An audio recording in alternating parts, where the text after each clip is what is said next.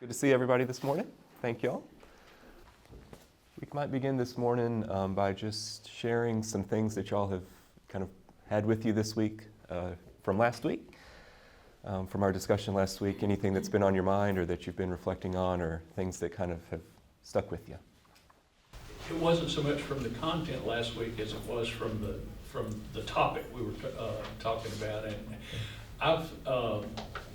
I've really been focusing on the choices I have to participate in conflict or not participate in conflict.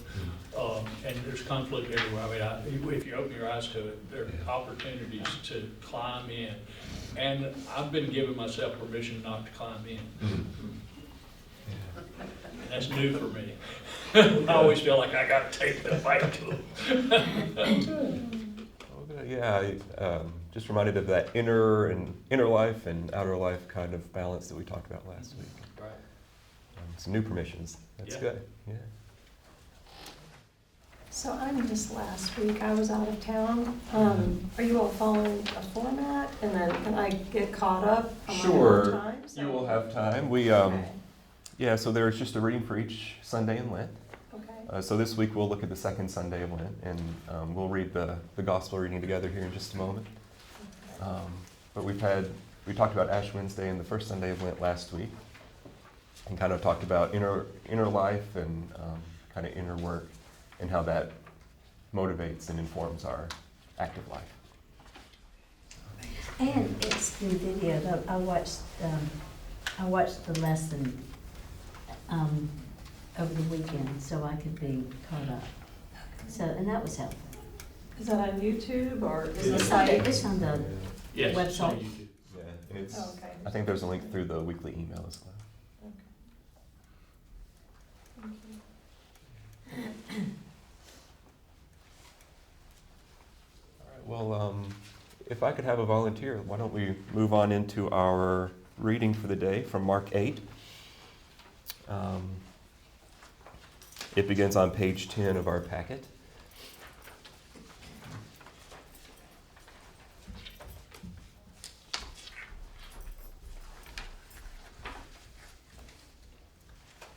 I'm happy to read. Thank you. Do you want me to start at the text or the introduction? Just at the text would be great. Yeah, Okay. thank you. Jesus went on with his disciples to the villages of Caesarea Philippi, and on the way he asked his disciples, "Who do people say that I am?" And they answered him, "John the Baptist, and others Elijah, and still others one of the prophets." He asked them, "But who do you say I am?" Peter answered him, "You are the Messiah." And he sternly ordered them not to tell anyone about him. Can you keep reading? Please do. Then he began to teach them that the Son of Man must undergo great suffering and be rejected by the elders, the chief priests, and the scribes, and be killed, and after 3 days rise again. He said all this quite openly, and Peter took him aside and began to rebuke him. But turning and looking at his disciples, he rebuked Peter and said, "Get behind me, Satan, for you are setting your mind not on divine things, but on human things." He called the crowd with his disciples and said to them, "If any want to become my followers, let them deny themselves and take up their cross and follow me. For those who want to save their life will lose it, and those who lose their life for my sake and for the sake of the gospel will save it. For what will it profit them to gain the whole world and forfeit their life? Indeed, what can they give in return for their life? Those who are ashamed of me and of my words in the adulterous and sinful generation, of them the Son of Man will also be ashamed when he comes in the glory of his Father with the holy angels." Thank you. So our reading and commentary this week is all about themes of identity and who we understand Jesus to be and who those around Jesus understood him to be. And we'll pick out a few quotes from our comments as we go along. But I wanted to start with just the open question for those of us gathered about who we understand Jesus to be. And this may be more of a feeling question than a one-word thought sort of question. If I had to say who I personally think Jesus to be, who he is, that's a bit complicated. However, when I'm in a place where I need healing and solace, then I have to go back and ground myself in what he represents. All those beautiful characteristics that society really does not pay enough attention to.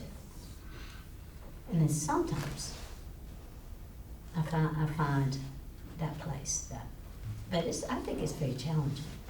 It's not easy, not an easy task. I agree, and I really identify with that, and our author this week kind of shares that, are you ready for this thing that Jesus is kind of implying through his behaviors? Are we ready for the difficulty of following what it is that he might be calling us to? So I really resonate with that, yeah. And the complexity. Yeah. I'd always thought of Jesus for some reason that he would be a very gentle, very meek person, but according to this, he's pretty tough. Pretty tough, pretty demanding, actually. So that's a different vision from what I've had of Jesus in the past.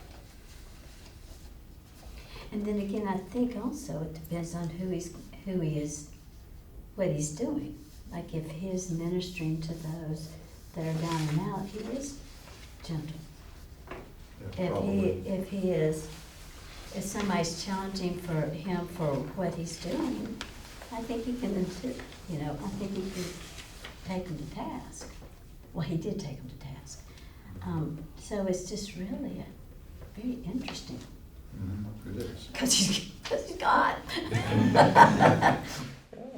Yeah, I think it's for me, sometimes it's hard to let somebody be fully human and fully divine, so I get really screwed up in that. I mean, can we take those swaddling cloths off that baby and let him be real and tough and say that's enough? So, I mean, I go from an image of somebody that can take a walk with you and you can talk to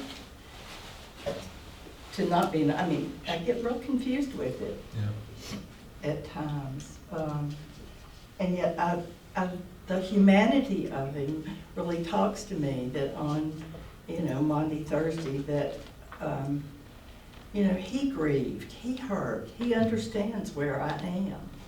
I can talk with him maybe with not another, and maybe he would understand. I don't think, I agree, I don't think it's easy, but, okay, this is it.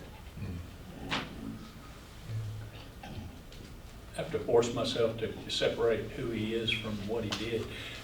His roles that I identify with are, as a healer, as his teacher, as his model of the godly life, those kind of things describe what he did while he was on earth, and maybe continues to do. But who he was God incarnate, and part of the role of teacher and of model is showing us how we have that same capacity, if we will accept it.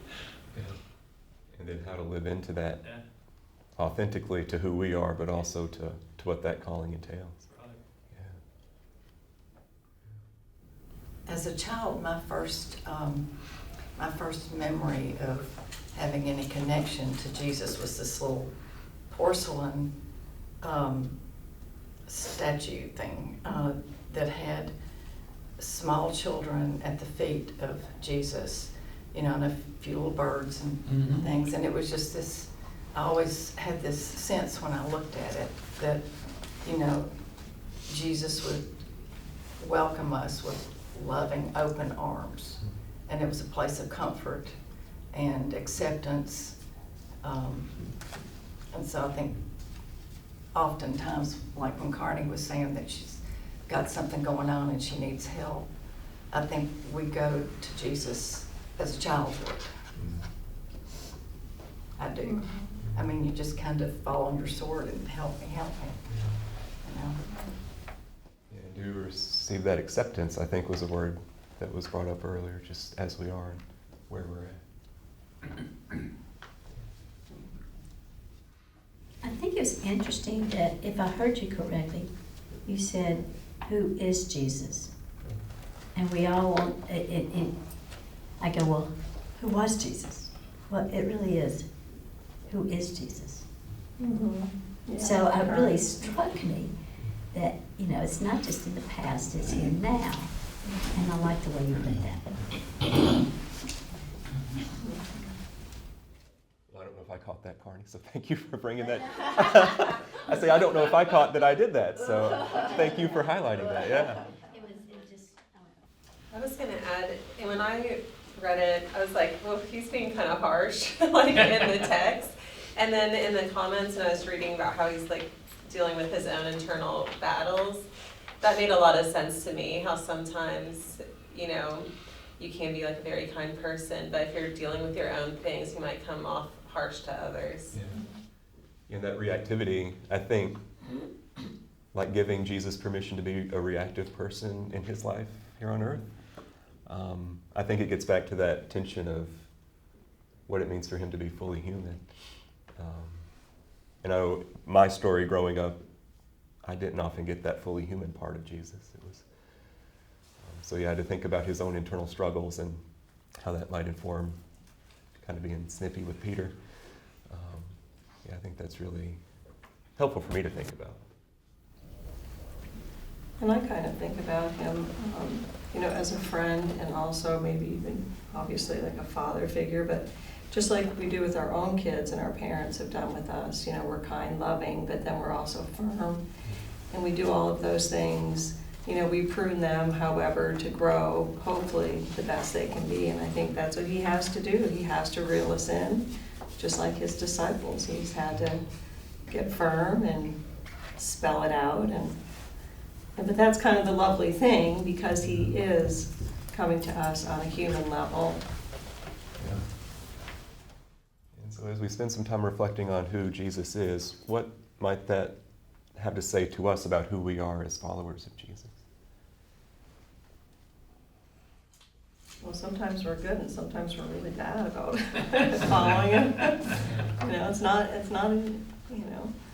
It's not always easy to do what we're supposed to do.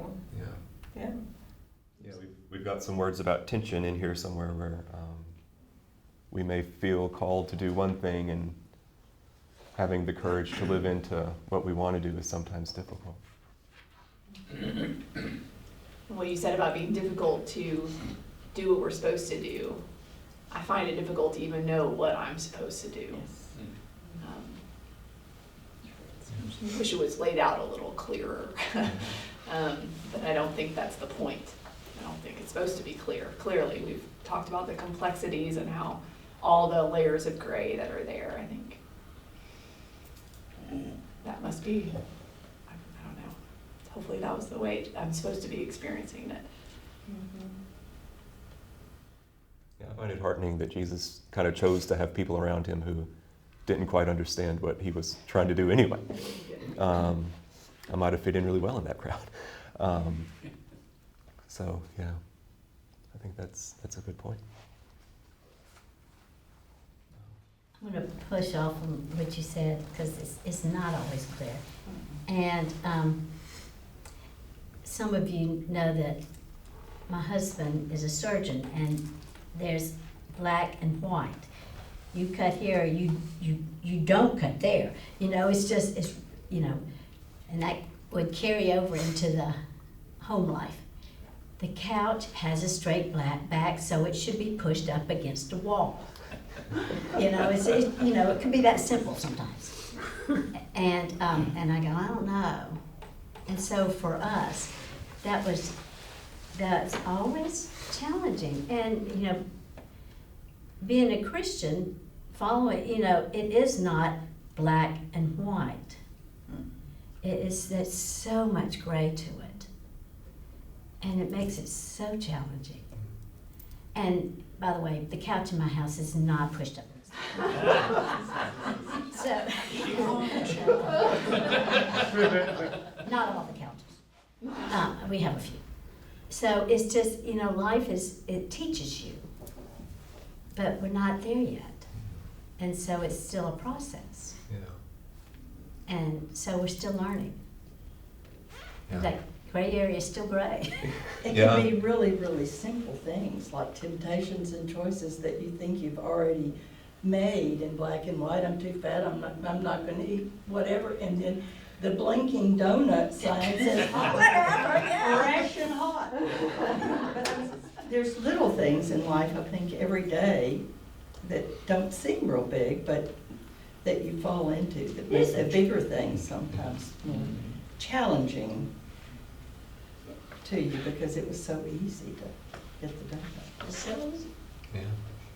Well, I think one of my biggest challenges is when I pray morning and night, and it's pretty much basically the same thing. So I get this apologetic feeling sometimes, or maybe boring Jesus, or I get this guilt thing because maybe I'm not doing it the right way.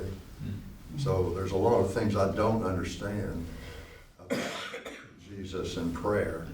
So I've been fighting that battle for many, many years.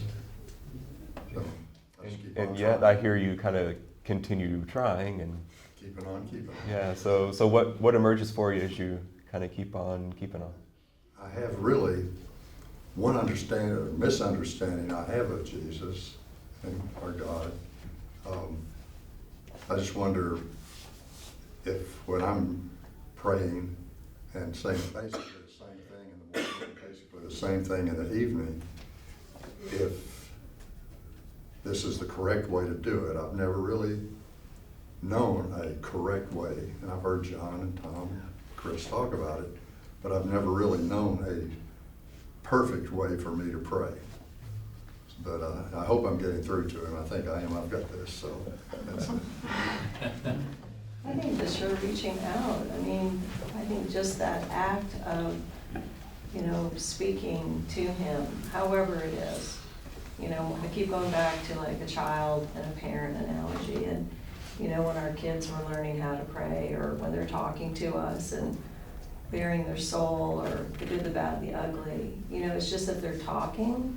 And so I just know that he's so happy that you're just talking, however that is. So I don't think there's a wrong way, Frank. I don't think there's a wrong way. I I mean, if you're swearing at him, he might be a little mad, but But even then, there's all kinds of stuff in the Bible, people are screaming at God. Yeah. So I've Yeah. Read the Psalms. done a lot of that Yeah. Well, the Lord's Prayer. We say myself. it over and over and over again. I love it. I don't want to change it. I like to think Jesus is like I am with regard to my kids. If they want to be with me, I don't care what they talk about. Just come visit. Just be, yeah. Mhm. And jump ahead, y'all haven't heard Tom's sermon, it's really sublimely wonderful. But y'all make me think about something that I don't think about often, but it's really important. It's that old saw about, Jesus knew who he was, is that predicted all the stuff that happened, and kind of, there are some reflections of that in there if you read it a certain way, and you're kind of getting us to look at it in another way. So the real question is, not did he know he's divine, what did that mean to him? And I think Tom has a real wonderful way to look at that small thin thing. It's like, we're not what we do, but who we are. But then the question is, who are we? And I think it's a really hard thing to wrestle with in Christianity, but I think that's exactly what the wrestling is. Like being I tell you, I'm a professional at church. That's what they pay me to do. I'm not a professional Christian. I don't have any more ideas than y'all do. Nobody does. Y'all project that's y'all's fault. If you even do it on a Pope, it's your fault. I'm really serious about that. We're humans. But I do think we're around people asking really good questions, making those distinctions. But to not just rest at what I'm doing, because I do and I don't all the time. That's why we don't use that language. We don't say I do in a wedding service on purpose. We say I'm going to endeavor to do so, because it's always a forward motion. It's not a stop motion. That's the beauty of Anglicanism for me, is to keep me in that. I was trying, and I'm getting to it at some point, sorry, so long. Attention, just stay in attention. It'll never not go away. It's never not going to be there. Jim Sanders said it all the time. I think the congregation at times got weary of it, but it actually was a great compliment. You're okay. You're in attention, you're okay. That's where it is. Because I don't know if we resolve that periodically. Because sometimes I really do have a really great grasp of who I am. Yeah. Most of the time I do not. Kind of wondering what that means. Yeah. You know, I'm an old guy now. But young people ask the same question, right? I bet your son's asking it a little bit. They check it out with us. Your children do it. So this is strong stuff. Anyway, Tom's sermon really speaks to this in a really, really powerful way, I think. Yeah. Yeah, I appreciate that. And I think that's a beautiful segue back to page 10. I wanted to really highlight those questions in that second paragraph with the introduction. Who do you understand yourself to be? And how do others around you understand that? What conflicts happen for you when you feel misperceived, or when you face pressure from others to act in a way you would rather not? What do your friends see in you? How do you respond to what they see? And I think these are really, really important questions for us to spend some time reflecting on. So I might invite you, if one of those questions kind of stands out to you as I read through them, kind of name that question and kind of where you go with it. Could you repeat the questions again? Sure, they're on page 10 there. Who do you understand yourself to be? And how do others around you understand that? What conflicts happen for you when you feel misperceived, or when you face pressure from others to act in a way you would rather not? What do your friends see in you? How do you respond to what they see? I'd like to start by saying it's impossible for me to say what my friends see in me, because they're doing the seeing and I am not.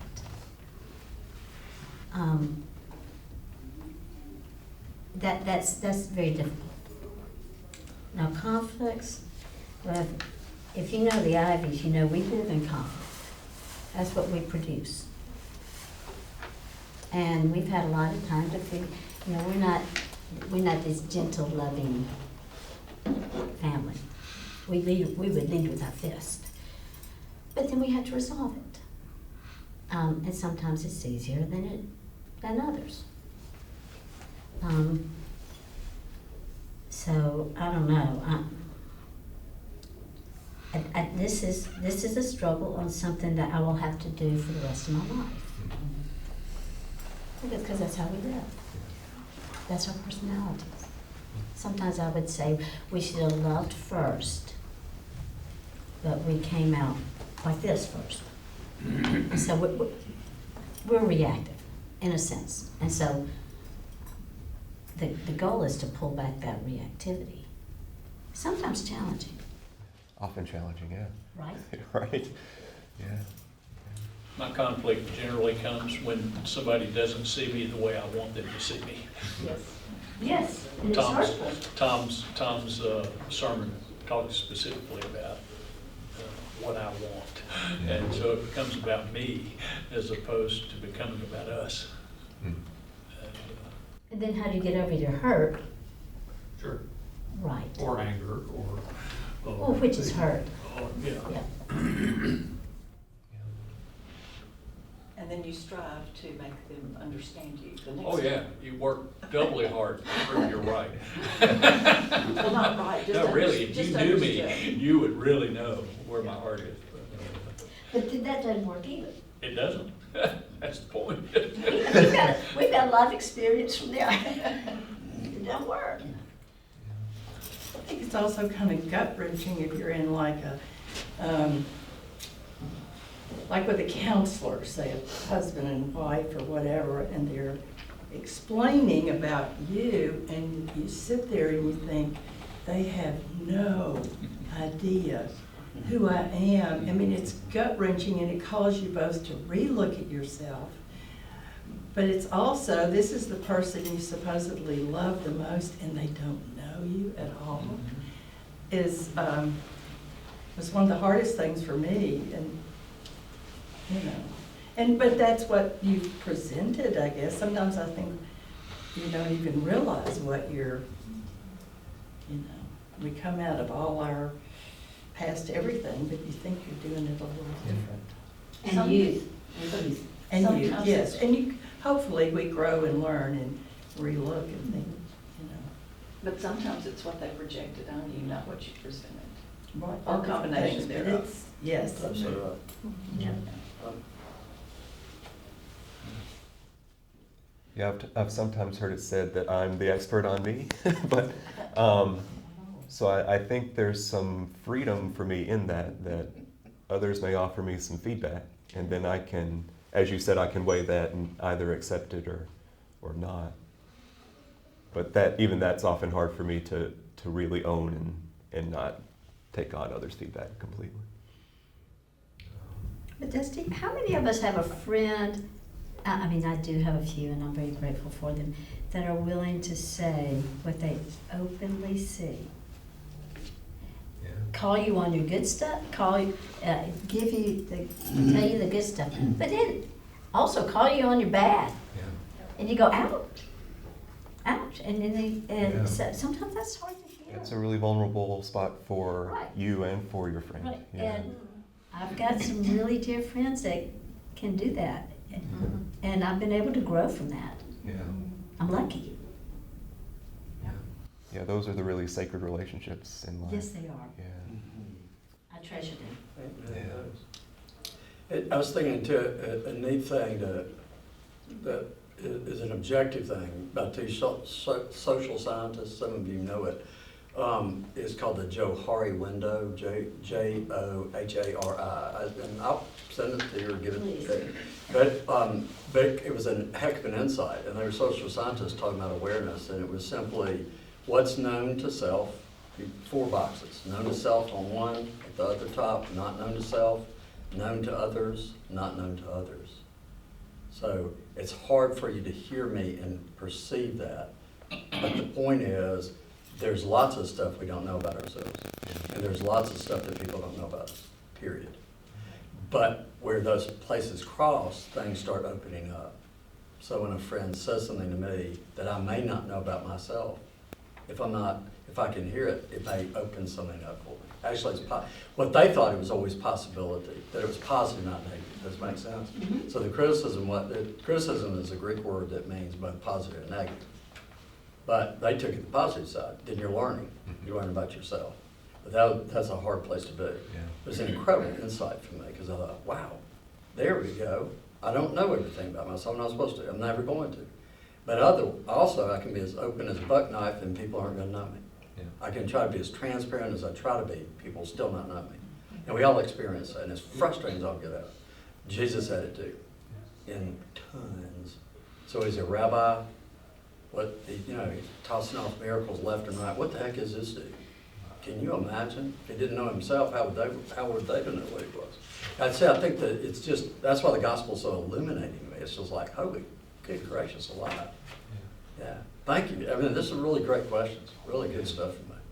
Don't you think if somebody, if you know they love, or you feel like, or you accept that they really love you and they tell you you're really messing up or hurting yourself or hurting others, that you hear it in ways that if you don't know the person very well, then you lash out in anger. They don't even know me. But with those that love us, sometimes we're open enough to say they love me enough to tell me the truth, and maybe I can really look at this. And how many people do you let yourself be that vulnerable to? Right. Because it takes a lot of energy to be that vulnerable. And yeah, it's very hard. Yeah. And sometimes even if you don't agree with it, if that's the way they experience you, that's the way they experience you. I did a 360. I volunteered to do this when I left the university to have a 360 done on me. And the support staff, the secretaries, were almost unanimous that I was intimidating. And I'm like the least intimidating. Don't you have to have some self-confidence before you can be intimidating? I was like, The answer to that is no. it was like, it was such a shock to me. And the person I was working with said, well, you know, again, that's the way they experience you. It doesn't necessarily mean that's the way you intend, but you've got some behaviors you need to examine if you don't want to be perceived that way. And it was a very helpful exercise, as painful as it was, Yeah. but I wasn't shocked by much of it, but I was really shocked at that. Yeah. And you talk about the pain of it. I think often that part of the Johari window that's unknown to us, Yeah, having some light shined on those areas can be very, very painful. yeah. And I like Penny's comment, because and this isn't offensive, it's just a thought, because I'm doing the same thing. Or is it their experience of themselves experiencing me? Say that again. Or am I listening to them experiencing themselves Mhm. as they experience me? Yeah. For Jerry to be intimidating, let's say he acted in a particular way, but maybe there was a reaction to the way he was acting. It may have not been intimidating. I'm sorry, but it's just the truth. So I'm always in the middle of the ground. But I kind of think we do that a lot in the culture right now. Yeah. You made me feel this way. You said something, obviously you're this way. Both ends of the continuum are doing it. And it makes me crazy because I'm thinking, no, it may not be that actually. It really might not be that. At the same time, I'm like Jerry, I always tend to listen to all criticism because it's what steered me more correctly than people, oh, you're so wonderful and you know, you're great. And that's not very helpful. It's like, you know, I was curious about something. Yeah, so I'm not arguing against the process, but I'm always struggling with what the process means. Yeah. Again, I'm old now, but I do stake a lot on that, is I try to turn it back to, what do you think about when you say that to me about me? I'm wondering what's going on, because Yeah. I do that to people. And later, when I walk away, I don't know what y'all do, I'm thinking, oh, that was about me. That really wasn't about them. Yeah. Why did I say that to that person? I do it to my colleagues. I have to go back and say, guys, man, I'm sorry. That was me. But I didn't know it at the time. Yeah. So like what Jerry's saying, actually it was an opportunity for me to learn about myself. Yeah. And in the world Is of that weird? I'm not trying to be weird. no, It's I just think like that makes so much interactions sense, start and it's wrapping so around each complex in the world of Yeah. trauma-informed care. other. Yeah, exactly. I mean, we experience one another through our trauma. Mhm. So when someone experiences Jerry as intimidating, something in their story Mhm. is at work Mhm. to make them experience Jerry as intimidating. But it goes back to Christianity. I don't want to jump to, because I do think that's why we ought to treat each other with great kindness. Yeah. Again, Tom's sermon day is lovely. Because we're all struggling with that stuff. Yeah. Even people that don't think they have it, have it. Yeah. Yeah. Yeah. And so the more we know ourselves and can kind of work with that, the more Mhm. we can hear feedback from others and kind of integrate our own feedback of others.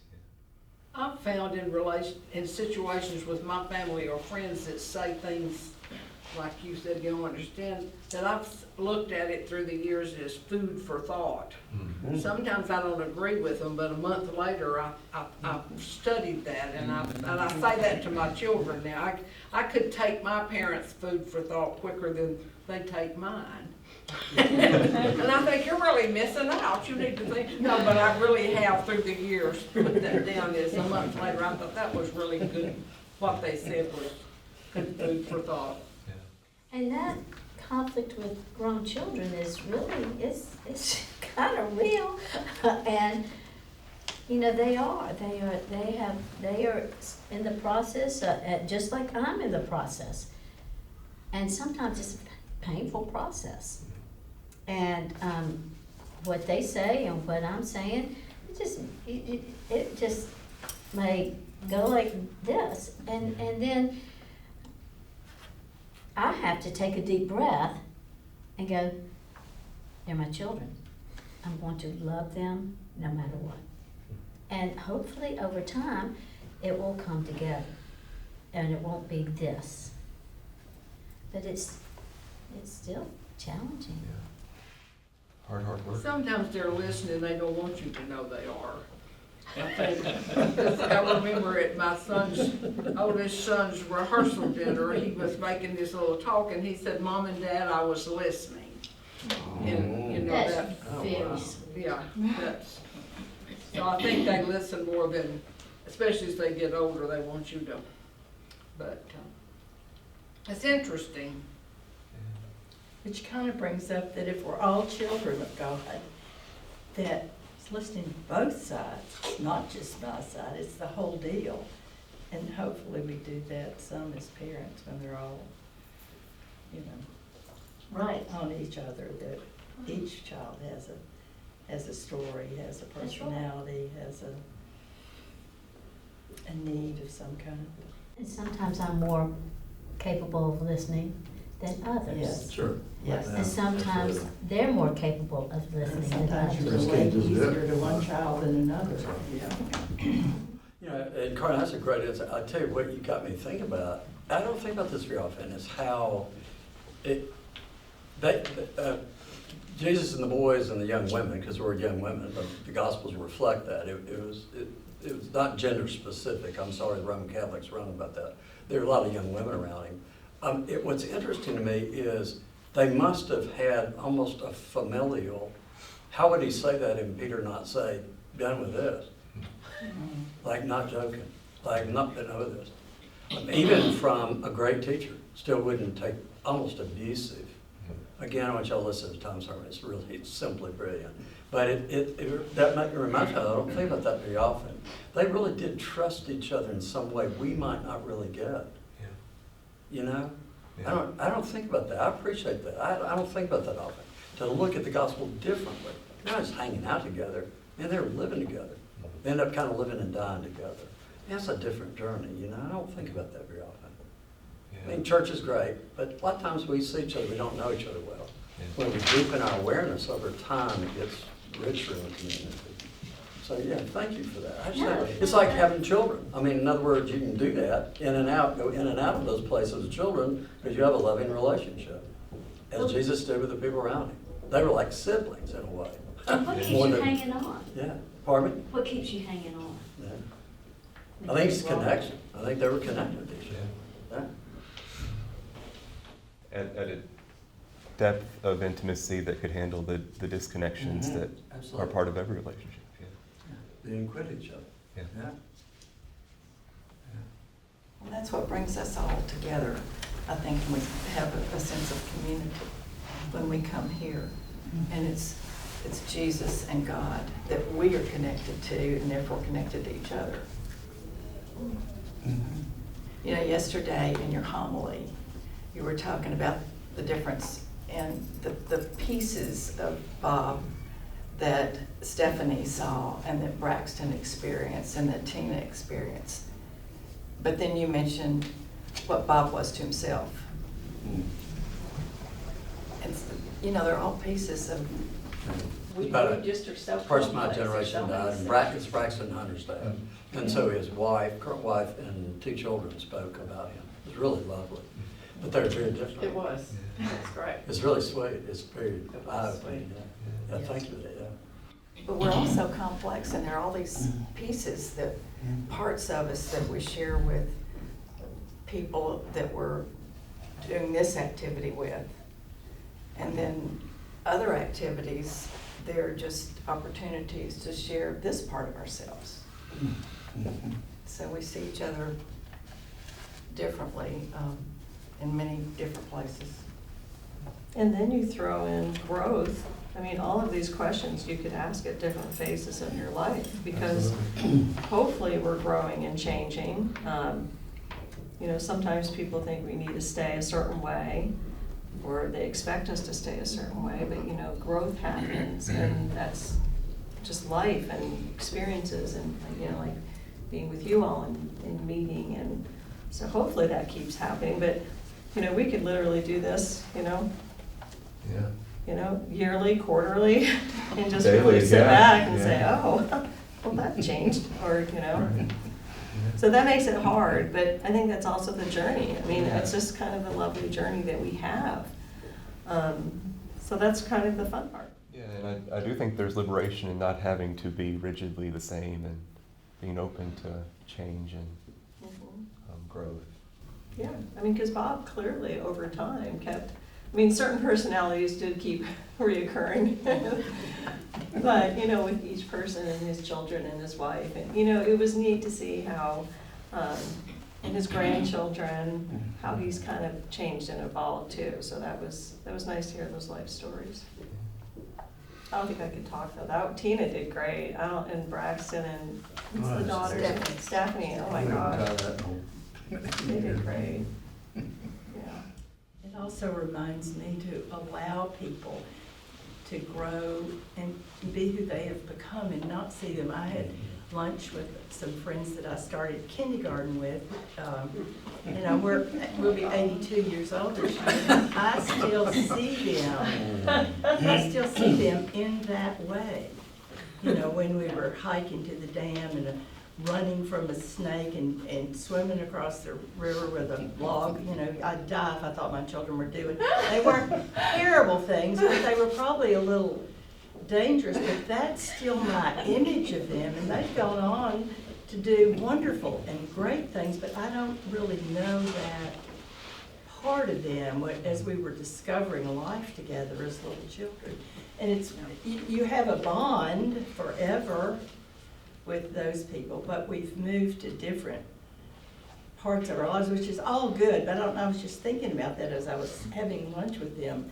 You know, here we are, old gray-haired, you know, fussy old women, you know, with our hair falling out, but it was just different. It was so different. You know, we had pigtails, and we were, you know, It'd be interesting if you threw out some of these questions, you know, like maybe you could ask them if you have either a cup of tea or a glass of wine, I don't know, and just kind of see where that goes. See, and half of us are gone, so it was interesting bringing those people in and you know, joy and wonder and also sorrow and wonderful memories, but it's all parts of our lives that. That's awesome that you have stayed connected that long. Wow. Picking up on the children thing again, it really made me think about how my relationship with each of my children has changed as they've grown into adults. We talk about things we never did before. We understand each other in ways that we didn't. My son, it's really one of my favorite memories of my whole life. My son, my grandfather got kicked out of his family when he was 16. My father got kicked out of his family when he was 16. I got kicked out of my family when I was 16. And so when my son was about 12, he and I had a talk, and I said, you want to know what my daddy and I were fighting about when I got kicked out when I was 16. You want to know what my daddy and I fought about? And he said, what's that? And I said, the same things you and I are fighting about. And we know it doesn't end well, and we've got to change something. And so fast forward 2 or 3 years ago, we were at his house in Nashville. We'd been to a hockey game, and after the game, we came back and we were sitting out in the back. And he walked in and he brought out 2 tumblers with about that much bourbon in each one, and he toasted me and he said, "We broke the cycle, Dad." And we did it. We did it. And I like to think that Jesus is willing for me to grow up too, and maybe at some point we'll be at a place where he can toast me or I can toast him and we say we made it. That's awesome. Thank you for that, Jerry. I'm aware of time, so that seems like a great final thought for the day. And I will look forward to our conversation continuing next week. So thank you all. Thank you, Jesse.